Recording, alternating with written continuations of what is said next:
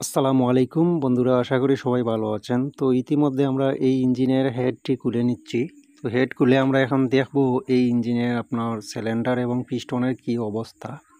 তো হেডেও কাজ করতে হবে, কারণ হেডেও সমস্যা আসছে। আর যে হেডের যে গাস্কেট আছে ওইটাও দেখতে পাচ্ছি ভালোই রয়ে গেছিলো। তো যাই হোক, আমরা খুলে নিয়েছি।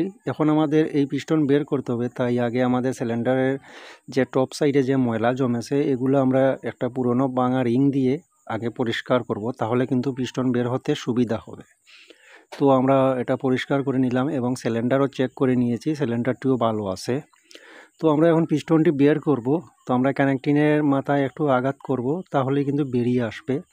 তো পিস্টনটি বের হচ্ছে, দেখুন এটা কিন্তু ফার্স্ট গ্রুপের একটি পিস্টন, খুব ভালো, এবং পিস্টনটি একদমই ভালো রয়ে গেছে। এই যে দেখুন, একদমই নতুন রয়ে গেছে। তো এই ইঞ্জিনের সিলিন্ডার পিস্টন কিন্তু আমাদের চেঞ্জ করতে হবে না, রিংয়ের যে গ্রুপগুলো আছে খুব ভালো আছে। তো ইঞ্জিনে শুধু ক্যারেংশাফট আমরা চেঞ্জ করব, বিভিন্ন যে টুকিটাকি যা কিছুই আছে চেঞ্জ করব, আর ফিটিংসের সময় আপনাদেরকে দেখাবো। আসসালামু আলাইকুম।